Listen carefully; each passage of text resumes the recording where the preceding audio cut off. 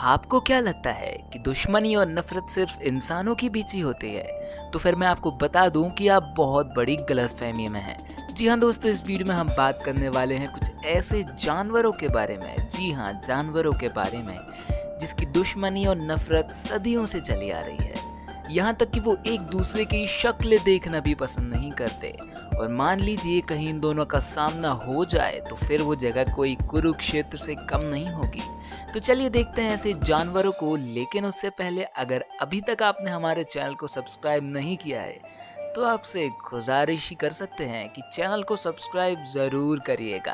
तो चलिए वीडियो को स्टार्ट करते हैं बिना किसी बर्बादी के। Number 6, crocodile and hippopotamus. बात की जाए दोनों की तो दोनों पानी में ही रहना पसंद करते हैं। और क्रोकोडाइल का नाम सुनकर पैंट गीली हो जाना तो सामान्य सी बात है, क्योंकि ये एक ऐसा शिकारी है जो अपने से बड़े जानवरों को भी मौत के घाट उतारने की क्षमता रखता है। और हिप्पो भाई की बात की जाए तो ये दलदली इलाकों और नदियों में रहना पसंद करते हैं और सिर्फ घास खाने के लिए ज़मीन पर आते हैं। और एक ही जगह पर रहने की वजह से इनके बीच कई बार मुठभेड़ भी हो जाती है। वैसे आपके दिमाग में एक सवाल उठ ही रहा होगा कि इनके बीच हुई लड़ाई में कौन जीतेगा और कौन हारेगा। तो आपको बता दें कि हिप्पो आकार में भले ही बड़ा क्यों न हो, लेकिन क्रोकोडाइल का बाइट फोर्स हिप्पो से कई ज़्यादा होता है। जहां क्रोकोडाइल का बाइट फोर्स 3690 psi होता है, वहीं हिप्पो का बाइट फोर्स सिर्फ 1800 psi होता है। मगर इसके बावजूद भी क्रोकोडाइल हिप्पो पर बहुत कम ही हमला करते हैं, क्योंकि वो हिप्पो से भली भांति परिचित होते हैं। और कई बार हिप्पो को गुस्सा आने पर वो अपने पैरों से मगरमच्छ को कुचल भी देता है, या फिर अपने जबड़ों में मौजूद 2 बड़े दांतों को उसके आर पार घुसा देता है। वैसे मगरमच्छ को भी कम नहीं समझा जा सकता, इसलिए दोनों एक दूसरे से दूरी बनाए रखना ही सही समझते हैं। Number 5, cat and rat. दोस्तों, जानवरों के दुश्मनी की बात चल रही हो और उसमें चूहे बिल्ली का नाम शामिल ना हो तो ऐसा तो कभी हो ही नहीं सकता। इनकी लड़ाई की वीडियो दिखाना मैं आपको ज़रूरी तो बिल्कुल नहीं समझता, क्योंकि इनके बीच लड़ाई हमें गली मोहल्ला और घरों में भी देखने को मिल जाती है। दोस्तों, बिल्ली कई बार चूहे को शिकार बनाने के लिए उनका पीछा करते हुए दिखाई देती हैं, लेकिन चूहे भी इतने छोटे और फुर्तीले होते हैं कि उसके चंगुल से निकलकर अपनी जान बचाने के लिए अपने बिल में घुस जाते हैं, जहां पर बिल्ली उस तक ना पहुंच पाए। दोस्तों, दोनों के बीच होने वाली नोक-झोंक सबको बड़ा एंटरटेन करते हैं। इतना ही नहीं, इस जोड़ी पर दुनिया का सबसे पसंदीदा कार्टून भी बना है, वो है टॉम एंड जेरी, जो बच्चों से लेकर बड़ों तक हर किसी को बहुत ही पसंद आता था। Number 4, hedgehog and fox. इनकी दुश्मनी का कारण सिर्फ इनका घमंड है। जी हाँ दोस्तों, आपने सही सुना। जहाँ लोमड़ी को इनके आकार और फुर्ती का घमंड है, तो वहीं हेजहॉग को भगवान की तरफ से मिले नुकीले कांटों का घमंड है। एक बात तो है, भले ही ये हेजहॉग दिखने में छोटे क्यों ना हो, लेकिन इनका शिकार करने में शेर तक के पसीने छूट जाते हैं। और अपने झुंड में होने के बावजूद भी ये हेजहॉग का शिकार नहीं कर पाते। और अगर लोमड़ी की बात की जाए तो लोमड़ी को देखकर इनका खून खौलता है, और जैसे ही इनका आमना सामना होता है तो लोमड़ी इन्हें दबोचने के लिए उतावली हो जाती हैं। वैसे हेजहॉग को भी अपने बचाव के लिए अपने नुकीले कांटों से हमला करना पड़ता है। और ये कहना बिल्कुल भी गलत नहीं होगा कि दोनों ही एक बेहतर शिकारी और डिफेंडर है। Number 3, tiger and bear. दोस्तों, भालू और शेर के बीच कभी कभार अपने पावर को लेकर छोटी मोटी लड़ाइयाँ देखने को मिलती है, लेकिन ज़्यादा आमना सामना होने पर आपस में टकराने की जगह वो बगल से निकलना ही वाकिफ समझते हैं। लेकिन अगर बात भालू के बच्चे पर आ जाए तो ये किसी भी हद तक जाने के लिए तैयार हो सकती है।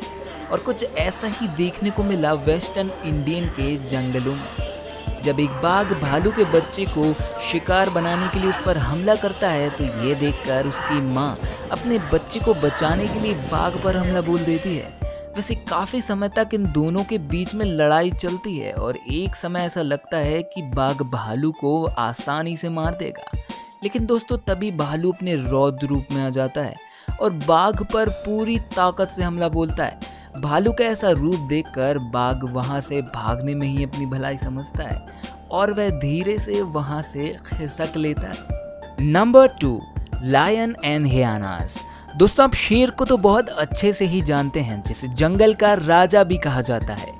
ये जिसको भी अपना निशाना बना ले उसे मार कर ही दम लेता है और जानवरों के साम्राज्य में ऐसा कोई जानवर नहीं है जो इससे पंगा लेने की सोचता हो, सिर्फ एक को छोड़ के। जी हाँ दोस्तों, वो और कोई नहीं बल्कि हियाना ही है।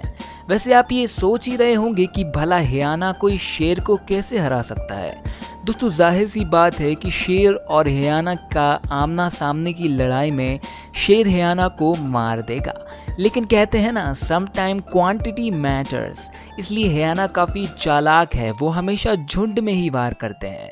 और यहाँ इंटरेस्टिंग बात यह है कि दोनों एक दूसरे की जान नहीं लेते, क्योंकि वो लड़ते हैं शिकार पर अपना हक जमाने के लिए। दरअसल दोस्तों, कई बार जब शेर खुद अपने दम पर किसी जानवर का शिकार करता है तो वो उसे खाने से पहले थोड़ा आराम करता है, लेकिन उसी समय हियाना भी शिकार किए हुए जानवर की खून की गंध सूंघकर वहाँ पर चले आते हैं जहाँ पर शिकार पड़ा होता है। लेकिन दोस्तों, हाइना का समूह शेर को मारने की क्षमता रखता है, क्योंकि जहाँ शेरों के झुंड में 2-3 शेर ही होते हैं, वहीं हियाना के समूह में 40 से 50 से ज़्यादा हियानाज होते हैं, जो 3 शेर पर भारी पड़ने के लिए काफ़ी होते हैं। Number 1, mongoose and cobra. दोस्तों, हम सभी बचपन से ही सुनते आ रहे हैं कि नेवले और सांप के बीच में काफ़ी गहरी दुश्मनी होती है।